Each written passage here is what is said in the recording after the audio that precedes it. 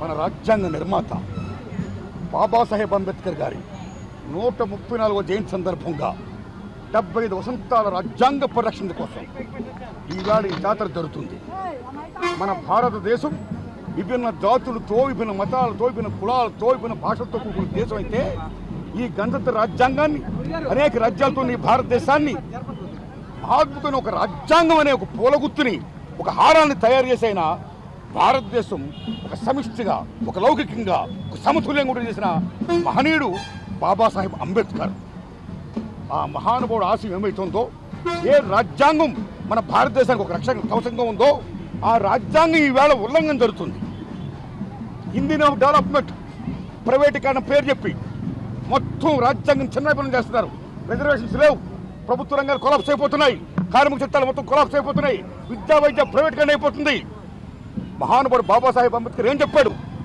ఈ మూల సంపద, ఈ మూల వనరులు మన భారతదేశంలో మూల వాసులకి చెందాలన్నాడు ఆయన. అలాంటి ఈ సంపద నిజంగా మన మూల వాసులకి, ఈ పురుషులకి మన భారత చెందుతుందా? కేవలం 10% మంది ఉన్న ఏ అంబానీలో, అదానీలో, జిందాలో, మిట్టాలో ఈ యొక్క ప్రైవేట్ దారులు కార్పొరేట్ చేతుల్లో పోతుంది, పౌరత్వ కంపెనీల చేతుల్లో పోతుంది. మొత్తం 90% మంది పేదవాళ్ళు ఇంకా ఉన్నారు. కాబట్టి సంపద ఎక్కడ పంచుకుంటున్నారు? కాబట్టి సంపద అందరూ చెందాలి, రాజ్యాంగ పరిరక్షణ కావాలి, రాజ్యాంగ హక్కులు కాలు రాసుకోవాలి, మొత్తం కాలు రాయకుండా కాపాడుకోవాలి. ఏ లౌకిక రాజ్యాంగం ఉందో ఈ మతం పేరిట ఇండియన్ ఆఫ్ రిలీజియన్ ఆ యొక్క మత సామరస్యం లేకుండా ఏ మొత్తం బీభత్సంటుంటే చిన్న పిన్నల గొడవలు జరుగుతున్నాయి, కులపరంగా, మతపరంగా, మొత్తం అనేక రకాలుగా అవన్నీ పోవాలంటే రాజ్యాంగాన్ని పరీక్షించుకోవాలి. రిజర్వేషన్ అమలు జరగాలంటే, ప్రైవేట్ రంగంలో కూడా రిజర్వేషన్ అమలు జరపాలంటే రాజ్యాంగాన్ని పరీక్షించుకోవాలి. విద్యని వైద్యని ప్రైవేట్గా చేయకూడదు, మొత్తం ప్రభుత్వం నడపాలి.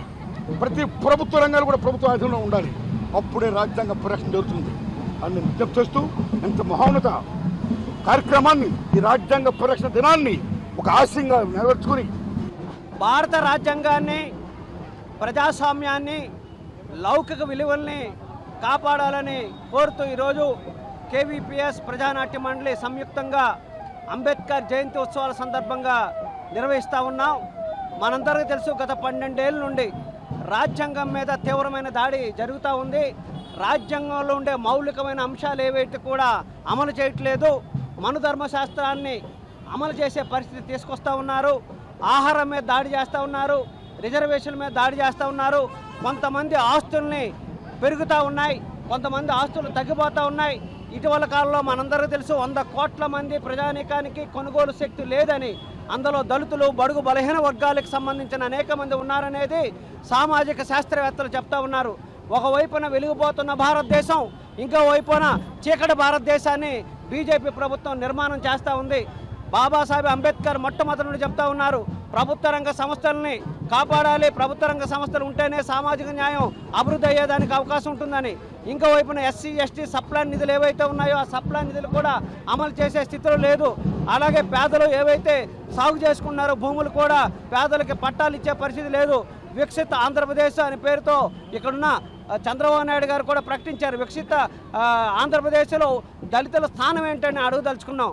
ఒకవైపున పరిశ్రమలకు ఇస్తున్న రాయితీల గురించి కానీ, లేదు ఇతర దానికి డబ్బులు కేటాయిస్తున్న దాంట్లో ఎస్సీ, ఎస్టీ, బీసీ, మైనార్టీలకు సంబంధించిన దాంట్లో ఈరోజు కూడా సమీక్షలు జరపలే.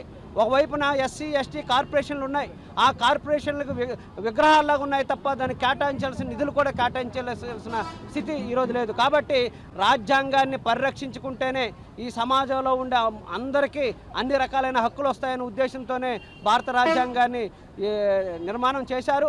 ఆ రాజ్యాంగాన్ని ఈరోజు పక్కన పెట్టేసే కార్యక్రమం జరుగుతుంది. కాబట్టి నిజమైన స్వతంత్రం రావాలనుకున్న, బడుగు బలహీన వర్గాలకి హక్కులు కాపాడాలనుకున్న రాజ్యాంగాన్ని పరిరక్షిస్తేనే ఈ సమాజంలో ఉన్న ప్రతి ఒక్కరికి రక్షణ కల్పిస్తుందనే ఉద్దేశంతోనే ఈరోజు కళాకారులతోని అట్లాగే మేధావులతోని సదస్సులు కూడా నిర్వహిస్తూ ఉన్నాం.